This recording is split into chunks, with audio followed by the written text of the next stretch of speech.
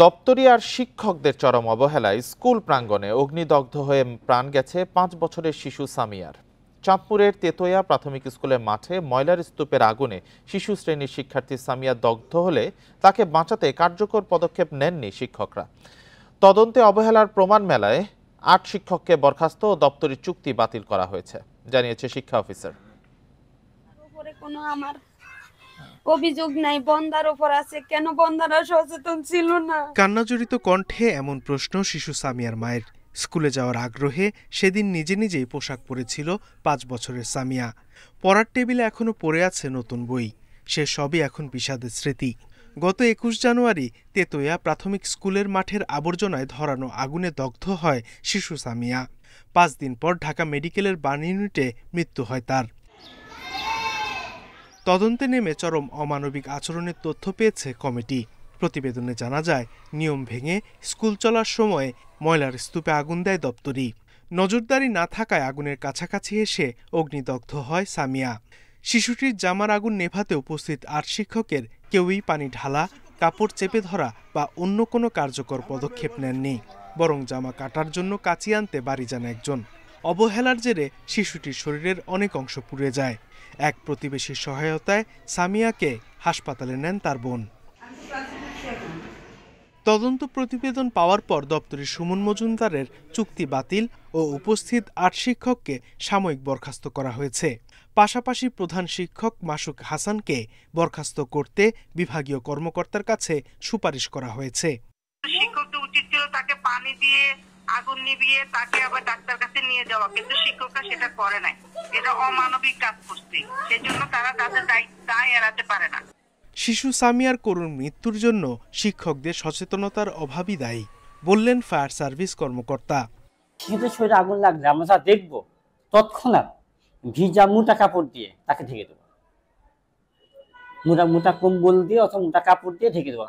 এদিকে ছোট্ট সামিয়ার মৃত্যু মেনে নিতে পারছেন না পরিবার ও এলাকাবাসী। সততা শিক্ষা দেওয়ার প্রয়োজন। এগুলো কোন সততা হয়, এই পর্যন্ত কোন সততা নাই, শুধু গান বাজিয়ে শিখাইতে আছে। অভিযুক্ত শিক্ষকদের বিরুদ্ধে বিভাগীয় মামলা শুনানি শেষে চূড়ান্ত সিদ্ধান্ত নেওয়া হবে। Independent news. রাজধানীর শেওড়াপাড়ায় নারীকে দল বেঁধে ধর্ষণের অভিযোগে কাফরুল থানায় মামলা হয়েছে। সোমবার রাতে সেই বাড়িতে অভিযান চালিয়ে জব্দ করা হয় বিদেশি মদ ও ফেনসিডিল। আটক করা হয় এক কর্মীকেও। বাসিন্দাদের দাবি, ভবনটিতে অবাধে চলত অসামাজিক কার্যকলাপ। তবে এইসব বিষয় নিয়ে কোনো কথা বলেনি পুলিশ। রাজধানীর শেওড়াপাড়ায় এক নারীকে রুমে আটকে রেখে দল বেঁধে ধর্ষণের অভিযোগ উঠেছে। ভুক্তভোগীর বান্ধবীর অভিযোগ, 10 থেকে 12 জনের একটি দল রুমে নিয়ে তাকে ধর্ষণ করে। এ ঘটনায় বান্ধবীকে সঙ্গে নিয়ে কাফরুল থানায় মামলা করেন ভুক্তভোগী নারী। ধর্ষণ করছে আর কি, বলছে যদি ও বাইরে তেলেছিল বলে, ওরা বলে চুলে দিয়ে আবে ইয়া দিছে, ওরা যদি বলস তাহলে তোরা আর হ্যান থেকে যাইতে দিন, তাই অনেক কষ্টেই ই করে মনে করেন। শেওড়াপাড়ার সেই ভবনে সোমবার রাতে অভিযান চালায় পুলিশ। তালা ভেঙে আটক করা হয় এক কর্মীকে। ভবন মালিকের কক্ষ থেকে জব্দ করা হয় বিদেশি মদ ও ফেনসিডিলের বোতল। মেয়েরা 5 তলায় থাকে। কতগুলো মেয়ে আসতো এখানে? 5-6টা হয়তো, 4-5টা এরকম। আর সারা রাতে খারাপ কাজ চলতো। হ্যাঁ। ভবনের 5ম তলায় কঠোর নিরাপত্তা বেষ্টনী। দরজা বন্ধ থাকায় ভেতরে ঢুকতে পারেনি ফায়ার সার্ভিস ও পুলিশ সদস্যরা। ভবনটির 4 তলার জিমের মালিক মোহাম্মদ শাহজাহানের দাবি, বন্ধ হওয়া হোটেলটিতে অবাধে চলত অবৈধ ও অসামাজিক কার্যকলাপ। ওইখানে যে মেয়েরা আসে, তারপর ছেলেরা আসে। হ্যাঁ, কালকে রাতে কি হয়েছে? কালকে পুলিশ এসেছিল। কালকে রাতে পুলিশ এসেছিল, ঢুকতে পারেনি, তালা মারা ছিল। এসব বিষয়ে মুখ খুলতে নারাজ ঢাকা মহানগর পুলিশের মিরপুর জোনের সহকারী পুলিশ কমিশনার মাহমুদুল হোসাইন। মানে আজকের বাইরে গত রাতে পুলিশের 2টা গাড়ি এসেছিল, এখানে ওঠার চেষ্টা করতে পারে নাই। এই জিনিসটা, এই বিষয়টা আপনার নলেজে আছে কিনা, যেহেতু আপনি উত্তর কর্মকর্তা? আমি এগুলো নিয়ে কিছু বলতে যাচ্ছি না আপনার, প্লিজ। কাল রাতেও পুলিশের 2টা গাড়ি আসছিল নিচে, এবং এই বিল্ডিং এর একজনের সাথে কথা বলেছে। কথা বলি প্লিজ। আসলে কেন আসছিল পুলিশ গতকাল? প্লিজ, কোনো ইনফরমেশন ছিল কিনা প্লিজ। এদিকে সংঘবদ্ধ ধর্ষণের অভিযোগ নিয়েও কিছু বলতে চাননি পুলিশের এই কর্মকর্তা। কপিল পাল, ইন্ডিপেন্ডেন্ট নিউজ, ঢাকা। আইনশৃঙ্খলা পরিস্থিতি নিবিড়ভাবে পর্যবেক্ষণে পুলিশ সহ সব বাহিনীকে নির্দেশ দিয়েছেন প্রধান উপদেষ্টা অধ্যাপক মোহাম্মদ ইউনূস। বলেছেন, যুদ্ধ পরিস্থিতির মতো সতর্ক থাকতে হবে। সোমবার রাষ্ট্রীয় অতিথি ভবন যমুনায় আইনশৃঙ্খলা বাহিনীর শীর্ষ কর্মকর্তাদের সঙ্গে বৈঠকে এই নির্দেশনা দেন তিনি। যে কোনো পরিস্থিতি দ্রুত নিয়ন্ত্রণে প্রযুক্তির সর্বোচ্চ ব্যবহার নিশ্চিত করতে বলেছেন প্রধান উপদেষ্টা।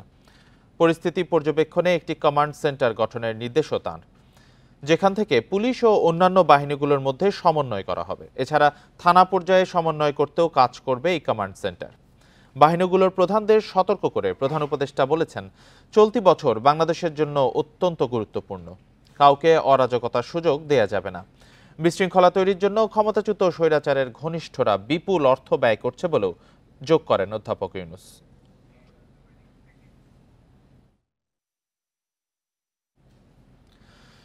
পুলিশ নয়, মামলা তদন্তের জন্য স্বতন্ত্র তদন্ত সংস্থা গঠন, বিভাগীয় শহরে হাইকোর্ট স্থাপন, দুর্নীতি বন্ধে বিচারকদের সম্পদের নজরদারি সহ কয়েকটি প্রস্তাব চূড়ান্ত করেছে বিচার বিভাগ সংস্কার কমিশন।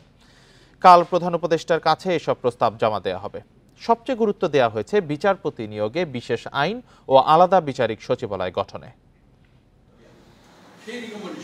কাজ শুরুর 4 মাসের মাথায় প্রধান উপদেষ্টার কাছে চূড়ান্ত সংস্কার প্রস্তাব দাখিল করতে যাচ্ছে বিচার বিভাগ সংস্কার কমিশন।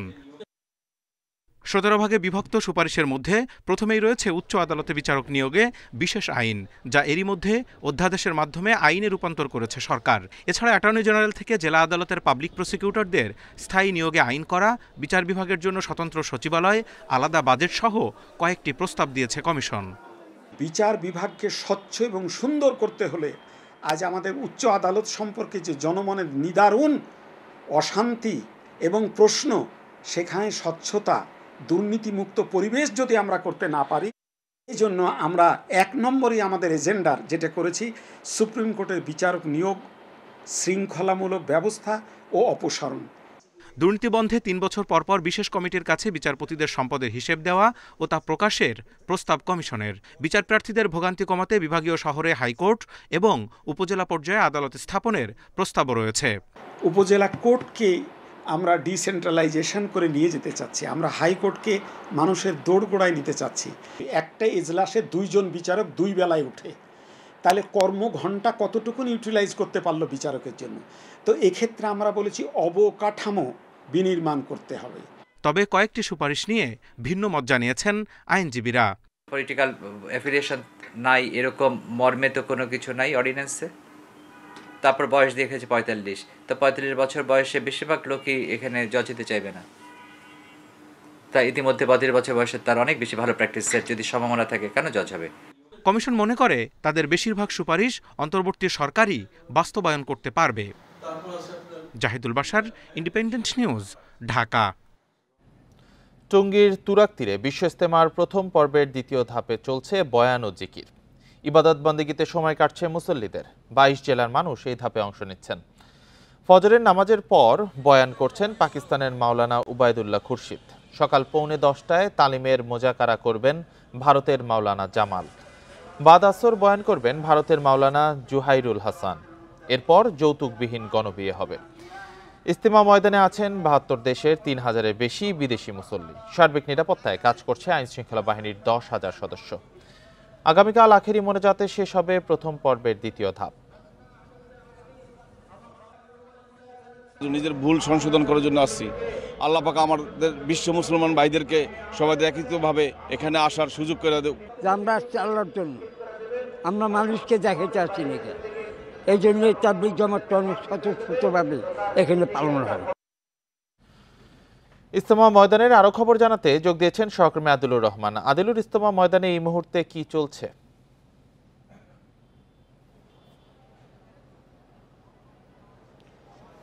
দেখুন, ফজরের নামাজের পর যে বয়ান শুরু হয়েছিল এবং পাকিস্তানের মাওলানা ওবায়দুল্লাহ খুরশিদ যে বয়ান শুরু করেছিলেন, সেই বয়ান কিছুক্ষণ আগে শেষ হয়েছে। মূলত এই মুহূর্তে খিত্তায় খিত্তায় মুসল্লিরা যারা অবস্থান করে আছেন তারা সকালের খাবার গ্রহণ করছেন এবং এই আর কিছুক্ষণ পরে অর্থাৎ 9:45টার দিকে তালিমে মোজাকারা হবে। এই তালিমে মোজাকারা খিত্তায় খিত্তায় যে মুসল্লিরা আছেন, তালিমে মুজাকারা বলতে হচ্ছে তালিমে যে আলোচনা, সেই আলোচনাটি আসলে হবে। এই আলোচনার পরে মাদ্রাসার তলাবাদের সাথে, অর্থাৎ মাদ্রাসার ছাত্রদের সাথে একটি কথা বলবেন পাকিস্তানের মাওলানা ফরিদ, তিনি কথা বলবেন এবং এরপরে আজকের জোহরের আগেকার যে আনুষ্ঠানিকতা, সেই আনুষ্ঠানিকতা শেষ হবে। এরপরে জোহরের নামাজ হবে। জোহরের নামাজের পরে ভারতের মাওলানা ইসমাইল গোদারা তিনি বয়ান করবেন। আর আজকেও সেই আকর্ষণীয় যে বিষয়টি থাকে যে প্রত্যেক বছর আমরা দেখে থাকি যে প্রতিটি পর্বের যৌতুক বিয়ে অনুষ্ঠিত হবে। আপনি জানেন যে প্রথম পর্বে 63টি যৌতুকবিহীন বিয়ে অনুষ্ঠিত হয়েছে এই ইজতেমা ময়দানে। আজকেও এই যৌতুকবিহীন বিয়ে অনুষ্ঠিত হবে, তবে কতগুলো যৌতুকবিহীন বিয়ে অনুষ্ঠিত হবে সেই সংখ্যাটি এখনো আমরা জানতে পারিনি, তবে সেটি বিবাহ সম্পন্ন হবার পরে আমরা জানতে পারবো। আমরা আসলে এই মুহূর্তে যেটি ইজতেমা ময়দানে দেখতে পাচ্ছি যে খিত্তায় খিত্তায় মুসল্লি যারা আছেন তারা ইবাদত বন্দিগি আর জিকিরে মশগুল আছেন। তারা খিত্তায় খিত্তায় বসে আলোচনা করছেন এবং নিজেদের মধ্যে আলোচনা করছেন। এই দেশ বিদেশের আলেমদের কাছ থেকে যে বয়ানগুলো তারা শুনছেন, সেই বয়ানগুলো শুনে তারা এরপরে যখন 3 দিনের চিল্লায় বা 40 দিনের চিল্লায় হয়ে যাবেন, তখন আসলে তারা এই আলোচনাগুলোকে কিভাবে কাজে লাগাবেন সেই বিষয়গুলো নিয়ে আসলে তারা খিত্তায় খিত্তায় আলোচনা করছেন। এই আলোচনা আসলে দিনভরই চলতে থাকে। এর মধ্যে দেশ বিদেশের আলেমরা যখন বয়ান করেন, সেই বয়ানগুলো তারা মুগ্ধ হয়ে শোনেন এবং তারা সেখান থেকে দিক নির্দেশনা পান আগামী সময়গুলোর পথ চলার জন্য। আমার কাছে ময়দান থেকে কিছু ছিল। ইজতেমা প্রাঙ্গণ থেকে জানাচ্ছিলেন সহকর্মী আদিলুর রহমান। হিন্দু বৌদ্ধ খ্রিস্টান ঐক্য পরিষদের অভিযোগ তোলা 23 হত্যাকাণ্ডের একটিও সাম্প্রদায়িক নয়। পুলিশের তদন্তে উঠে এসেছে এ তথ্য, এমন দাবি প্রধান উপদেষ্টার প্রেস উইংয়ের। সোমবার রাজধানীর ফরেন সার্ভিস একাডেমিতে ব্রিফিংয়ে আরও জানানো হয়, পতিত স্বৈরাচারের পক্ষে যে কোনো তৎপরতায় কঠোর ব্যবস্থা নেওয়া হবে। গত বছরের 21 আগস্ট থেকে 31 ডিসেম্বর পর্যন্ত 174টি সাম্প্রদায়িক সহিংসতায় হত্যাকাণ্ড 23টি। 30 জানুয়ারি জাতীয় প্রেস ক্লাবে এক সংবাদ সম্মেলনে দাবি করে বাংলাদেশ হিন্দু বৌদ্ধ খ্রিস্টান ঐক্য পরিষদ, দেশের বিভিন্ন স্থানে হিন্দুদের গ্রামের পর গ্রাম জ্বালিয়ে দেওয়া হয়েছে। বিষয়টি নজরে এলে পুলিশকে তদন্তের নির্দেশ দেয় সরকার। তদন্তে 23টি হত্যাকাণ্ডের 22টির তথ্য মিলেছে, যার কোনোটির কারণ সাম্প্রদায়িক সহিংসতা নয়। বাকি একটি হত্যার কারণ জানা যায়নি। এই 23টি ঘটনা যেখানে আত্মহত্যা ও পানিতে ডুবে মৃত্যুর ঘটনা ঘটেছে, এই দুটি ঘটনায় পুলিশ ইতিমধ্যে চূড়ান্ত তদন্ত প্রতিবেদন দিয়েছে। অপর 21টি তদন্তাধীন মামলায় ইতিমধ্যে 47 জনকে গ্রেপ্তার করা হয়েছে এবং গ্রেপ্তারকৃতদের মধ্যে 17 জন নিজেদের দায় স্বীকার করে আদালতে 164 জেলায় স্বীকারোক্তিমূলক জবানবন্দি দিয়েছেন। প্রফেসর মোহাম্মদ ইউনূসের অন্তর্বর্তীকালীন সরকার আসলে কোনো ধরনের সহিংসতাকে সমর্থন করে না। একই সঙ্গে এই ধরনের ঘটনাকে সাম্প্রদায়িক সহিংসতা বলে যারা প্রচার করে, প্রচারকে উদ্বেগজনক বলে মনে করে। প্রেস উইং আরও জানায়, স্বৈরাচারের পক্ষে যারা লিফলেট বিতরণ করবে তাদেরকে গ্রেপ্তার করা হবে। যারা পতিত সরকারের পক্ষে কর্মসূচি পালন করবে তাদেরও কোনো ছাড় দেওয়া হবে না। যারা লিফলেট বিতরণ করবেন তাদেরকে জন্য আমাদের কড়া মেসেজ, তাদেরকে অ্যারেস্ট করা হবে। কারণ লিফলেটের মধ্যে যে সমস্ত কথা আছে সেটা খুবই মানে ল অ্যান্ড অর্ডার সিচুয়েশনকে হুমকি এফেক্ট করার কথা। সরস্বতী পূজা ঘিরে কোথাও কোনো অপ্রীতিকর ঘটনা ঘটেনি বলেও জানানো হয় এই প্রেস ব্রিফিংয়ে। রিশাদ হুদা, ইন্ডিপেন্ডেন্ট নিউজ, ঢাকা।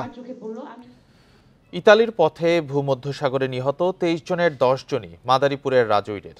স্থানীয়রা জানিয়েছেন, স্বপন মাতব্বর, মনির হাওলাদার সহ 3 দালালকে 15 থেকে 30 লাখ টাকা করে দিয়েছিলেন নিহতরা। মরদেহ ফিরিয়ে আনার পাশাপাশি দালালদের বিরুদ্ধেও কঠোর ব্যবস্থার দাবি পরিবার ও এলাকাবাসীর। পুলিশ বলছে, অভিযোগ পেলে মাঠে নামবে তারা। কুলসুম বেগমের এই আহাজারি যেন থামবার নয়। ছেলে টিটু হাওলাদারকে পাঠিয়েছিলেন বিদেশে, কিন্তু সাগরে ডুবে মারা গেছেন তিনি। লিবিয়া উপকূলে উদ্ধার 23 মরদেহের একটি টিটুর। মাদারীপুরের রাজৌরের সরমঙ্গল গ্রামের এই যুবক 1 জানুয়ারি দালালের মাধ্যমে লিবিয়া যান। 24 জানুয়ারি ইতালি রওনা হন। আমার আভা কইয়া নিয়ে আমার সব ছেলে কোথায় নেছে কইতে পারে না, কোথায় আছে কইতে পারে না। আমি এই চাই, আমার ছেলে চাই। 12 জনের কাছ থেকে কেদার 30,000, কেদার 50,000, কেদার 1 লাখ, এইভাবে 16 লাখ টাকা গোছাইয়া টোটালে দিয়েছে। টিটুর মতো রাজৈরের আরও 9 যুবকের একই পরিণতি। এলাকাবাসীর দাবি, স্বপন মাতুব্বর, মনির হাওলাদার সহ 3 দালালকে 15 থেকে 30 লাখ টাকা দিয়েছিলেন তারা। আমার প্রথম দালাল হলো স্বপন, এনেছে 14 লাখ, আর দ্বিতীয় দালাল হচ্ছে মনির, আরও দিছি 14 লাখ। এখানে বাজার টাকা পয়সা যে ফিলি দিছি, ধার করছি, খরচ করছি, দিছি, আমাকে লাশটা কীভাবে আমাকে আইনকে দেবে সেই আমরা সরকারের দ্বারা আবেদন বাবা। নিহতের তালিকা সংশ্লিষ্ট মন্ত্রণালয়ে পাঠাবে পুলিশ। তবে দালালদের বিরুদ্ধে ব্যবস্থা নিতে পরিবারগুলোকে অভিযোগ দেওয়ার পরামর্শ তাদের। ওনাদের লাশ আনার জন্য আমরা এখানে প্রত্যেকের তালিকা তৈরি করব। তালিকা তৈরি করে আমাদের প্রশাসনিকভাবে আমরা এইটা মন্ত্রণালয়ে প্রেরণ করব, এবং যাতে সুষ্ঠুভাবে তাদের লাশগুলা প্রত্যেকের পরিবার বুঝে পায় সে ব্যবস্থা আমরা করব। ইতালি যাওয়ার সময় নৌকাডুবিতে মারা যাওয়ার ঘটনা নতুন নয়। এই জন্য দালালদের তৎপরতা থামানোর পাশাপাশি মানুষের সচেতনতা বৃদ্ধিতেও জোর দিচ্ছেন সচেতন নাগরিকরা। Independent news. রাজধানীর মিরপুরের 14 নম্বরের টেকপাড়া এলাকায় অগ্নিকাণ্ডের ঘটনা ঘটেছে। এতে কেউ হতাহত না হলেও ক্ষতিগ্রস্ত হয়েছে একটি রিকশার গ্যারেজ। মঙ্গলবার রাত 1:15টায় আগুনের খবর পেয়ে ঘটনাস্থলে যায় ফায়ার সার্ভিস। প্রায় 40 মিনিটের চেষ্টায় নিয়ন্ত্রণে আসে আগুন। এতে কেউ হতাহত না হলেও ক্ষতিগ্রস্ত হয় রিকশার গ্যারেজ, পুড়ে যায় কয়েকটি রিকশা। স্থানীয়রা বলছেন অটোরিকশার চার্জিং স্টেশন থেকেই আগুনের সূত্রপাত। তাদের অভিযোগ, প্রভাবশালীদের ছত্রছায়ায় বিদ্যুতের অবৈধ সংযোগ নিয়ে চলছে এসব রিকশার গ্যারেজ। সংশ্লিষ্ট কর্তৃপক্ষকে বিষয়টি জানালেও মেলেনি প্রতিকার। অবৈধ যে অটোগুলো আছে, যে অটোগুলো চার্জ দেয়, এই অটো চার্জের কারণে, অবৈধ লাইনের দিয়ে চার্জ দেওয়ার কারণে এই সমস্যাটা হচ্ছে। এছাড়া আর কোনো সমস্যা আপাতত এই জায়গায় নাই। দীর্ঘদিন নতুন গ্যাস কূপ খনন না করে শুধু এলএনজি আমদানির উপর জোর দিয়েছে বিগত সরকার। আগামীতে বাপেক্সকে শক্তিশালী করে কূপ খননে গুরুত্ব দেওয়া হবে। সোমবার রাজধানীর এনইসিতে অর্থনৈতিক কৌশল পুনর্নির্ধারণ টাস্ক ফোর্সের প্রতিবেদন নিয়ে সংবাদ সম্মেলনে এসব কথা বলেন পরিকল্পনা উপদেষ্টা। বাংলাদেশ বিমানকে একটি অথর্ব প্রতিষ্ঠান উল্লেখ করে এর ব্যবস্থাপনায় পরিবর্তন আনার সুপারিশ করে টাস্ক ফোর্স। অর্থনীতি, ব্যাংক, অবকাঠামো, শিক্ষা, স্বাস্থ্য, সামাজিক সুরক্ষা সহ বিভিন্ন বিষয়ে বিশ্লেষণ করে খাতভিত্তিক সুপারিশ বাস্তবায়নে স্বল্প ও দীর্ঘমেয়াদী পরিকল্পনা প্রধান উপদেষ্টাকে জমা দিয়েছে এই বিষয়ে গঠিত টাস্কফোর্স। টাস্কফোর্সের সুপারিশ তুলে ধরে পরিকল্পনা উপদেষ্টা বলেন, অন্তর্বর্তী সরকারের কাজ সংস্কার, নির্বাচন ও সুশাসন সংক্রান্ত হলেও স্বল্প মেয়াদে বাস্তবায়নযোগ্য কিছু পদক্ষেপ নেওয়া হচ্ছে। বলেন, জ্বালানি সক্ষমতা বাড়াতে বাপেক্সকে শক্তিশালী না করে শুধু এলএনজি আমদানির উপর জোর দিয়েছে বিগত সরকার। শুধু এলএনজি আমদানি করার দিকে নির্ভরতা বাড়িয়েছি, কিন্তু দেশে যে এত সম্ভাবনাময় গ্যাস ফিল্ড থাকে সেটার দিকে কোনো নজর দিইনি। এগুলো যদি আমরা বাপেক্সকে দিয়ে করি, আমাদের যদি জনবল কম থাকে তাহলে আমরা মালয়েশিয়া পেট্রোনাস থেকে নিয়ে আসবো। তিনি বলেন, দুর্দশাগ্রস্ত বিমান বাংলাদেশকে বাণিজ্যিকভাবে পরিচালনা করতে দেশি ও বিদেশি যৌথ ব্যবস্থাপনায় দেয়া যেতে পারে। বাংলাদেশ বিমান যেটা একটা অথর্ব একটা প্রতিষ্ঠান, এটা সব সময় তো লসে চলে। বাংলাদেশ বিমানের যত অ্যাসেট আছে, জনবল, ফ্লাইট, প্লেন, এগুলোকে একদম অর্ধেক করে দিয়ে একটাকে একদম বিদেশিদের ম্যানেজমেন্টে দেওয়া। এই সময় টাস্কফোর্সের প্রধান বলেন, এখন রাজনৈতিক প্রভাব না থাকায় সংস্কারের সুপারিশ বাস্তবায়নের সুযোগ নিতে হবে। আমাদের দেখতে হবে আমরা যাত্রাটা যদি শুরু করি, আমরা along the way আমরা কোথায় কোথায় সমস্যাগুলো যে চিহ্নিত করে তখন আবার এটাকে আমাদের স্ট্র্যাটেজিটাকে বদলে নিতে পারি, তাহলে we can succeed। স্বাস্থ্য, শিক্ষা, ভূমি ও কর অফিসে জনভোগান্তি দূর করতে যুব সমাজকে কাজে লাগানোর পরামর্শও দেয় টাস্কফোর্স। তৌহিদ রানা, ইন্ডিপেন্ডেন্ট নিউজ, ঢাকা। জানুয়ারিতেও দেশের পণ্য রপ্তানি বেড়েছে। এ সময় $444 কোটি পণ্য রপ্তানি হয়েছে, যা গত বছরের একই সময়ের তুলনায় 5.7% বেশি। টানা 4 মাস ধরে $400 কোটি বেশি মূল্যের পণ্য রপ্তানি হচ্ছে। রপ্তানি উন্নয়ন ব্যুরো ইপিবির তথ্য মতে চলতি অর্থবছরের প্রথম 7 মাসে মোট $2,897 কোটি পণ্য রপ্তানি হয়েছে, যা আগের অর্থবছরের একই সময়ের তুলনায় 11.68% বেশি। জানুয়ারিতে তৈরি পোশাক, কৃষি প্রক্রিয়াজাত পণ্য, চামড়াবিহীন জুতা, হিমায়িত খাদ্য ও প্রকৌশল পণ্যের রপ্তানি বেড়েছে। ইপিবি বলছে, এবার চামড়া ও চামড়াজাত পণ্যকে টপকে দ্বিতীয় শীর্ষস্থানে রয়েছে কৃষি প্রক্রিয়াজাত পণ্য।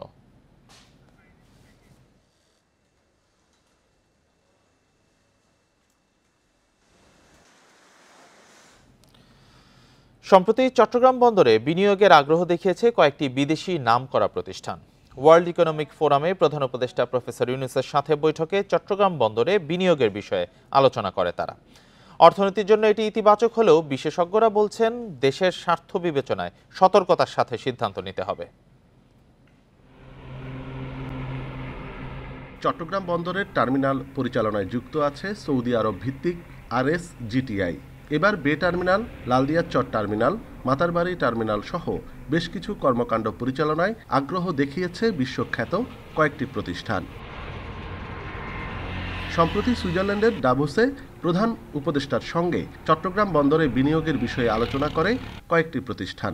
এদের মধ্যে আছে বিশ্বের শীর্ষস্থানীয় বন্দর পরিচালনাকারী প্রতিষ্ঠান DP ওয়ার্ল্ড এবং AP মোলার মেয়ার্স।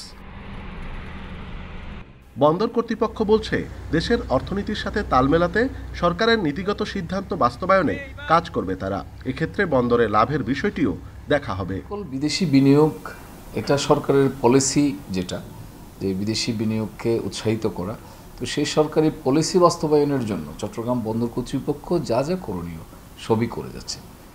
এদিকে বিশেষজ্ঞরা বলছে, বিদেশি বিনিয়োগ আসা কাঙ্ক্ষিত হলেও তার বিভিন্ন দিক যাচাই জরুরি। দেশের স্বার্থ নিশ্চিত করেই বিনিয়োগ প্রস্তাব গ্রহণ করতে হবে।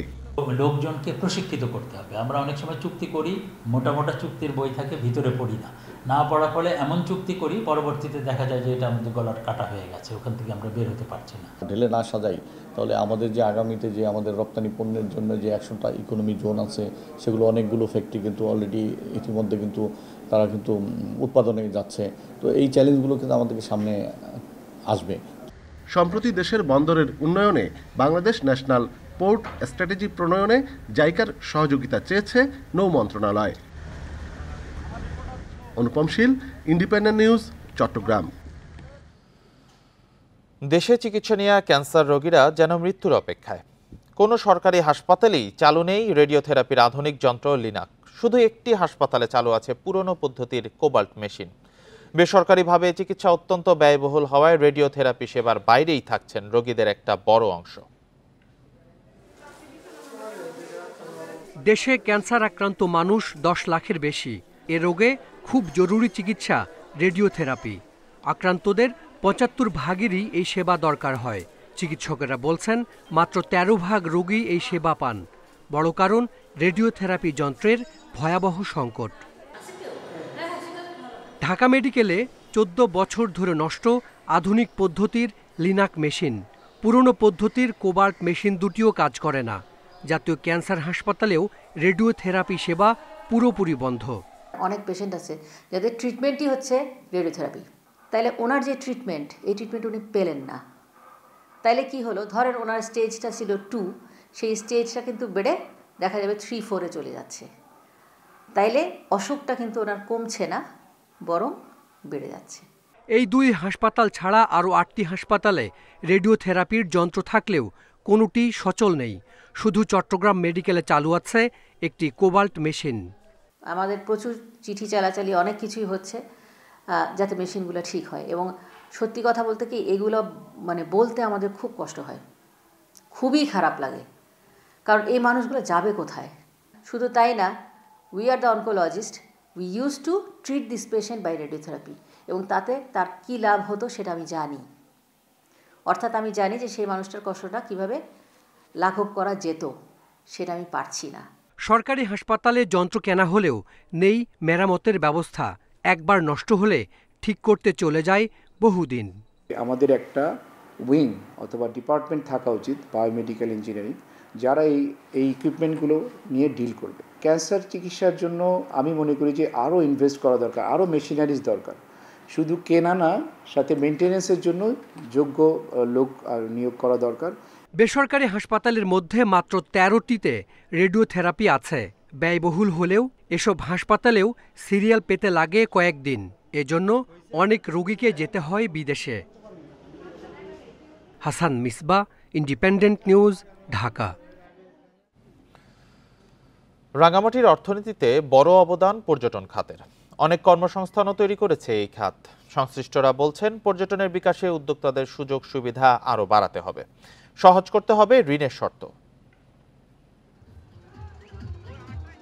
পাহাড় ঝর্ণার মিতালি অপরূপ করেছে রাঙামাটিকে। প্রকৃতির এই লীলাভূমি সারা বছরই টানে পর্যটকদের। প্রাকৃতিক সৌন্দর্যের উপর ভর করে এগিয়ে গেছে রাঙামাটির পর্যটন। এই খাতকে সমৃদ্ধ করেছেন বেসরকারি উদ্যোক্তারা। তাদের উদ্যোগে গড়ে ওঠা Bargi lake valley, Rangadweep resort, জুমকিং গাংপার এখন জনপ্রিয় পর্যটন গন্তব্য। ঘুরতেছি, আমরা একটা বোটে থাকছি, অনেক ভালো লাগতেছে। এখানে অনেক সুন্দর জায়গা, যে কেউ এখানে আসতে পারে। আর আমার এখানের এনভায়রনমেন্ট খুবই ভালো লেগেছে। পর্যটন খাতকে কেন্দ্র করে তৈরি হয়েছে কর্মসংস্থানের বড় সুযোগ। সুবিধা পাচ্ছে স্থানীয় ব্যবসা বাণিজ্য। থাকতে চাই, তাদের ব্যাপক আমরা সাড়া পাচ্ছি। মোটামুটি এখন রিসোর্টগুলো এই সিজনে পরিপূর্ণ থাকে। পর্যটকদের সাড়া পাচ্ছি, কিন্তু আমাদের একটা সীমাবদ্ধতা যেটা এখনো রয়ে গেছে, সেটা হলো আমাদের আর্থিক যোগান। সংশ্লিষ্টরা বলছেন, ব্যাংক ঋণের শর্ত এখনো। নতুন পর্যটন কেন্দ্র গড়ে তোলার কাজ কঠিন করে রেখেছে উদ্যোক্তাদের জন্য। শর্ত সহজ করা হলে দ্রুত বিকশিত হবে এই খাত। পার্বত্য জেলা পরিষদ এবং উন্নয়ন বোর্ড যদি এই পর্যটক বান্ধব যে অবকাঠামো উন্নয়ন সহায়তা প্রদান করে, তাহলে এই রিসোর্টগুলো আরো এগিয়ে যেতে পারবে। প্রতিদিন গড়ে 2 থেকে 3 হাজার পর্যটক ভ্রমণ করেন রাঙামাটিতে। ছুটির দিনে এই সংখ্যা বাড়ে কয়েক গুণ। Independent news.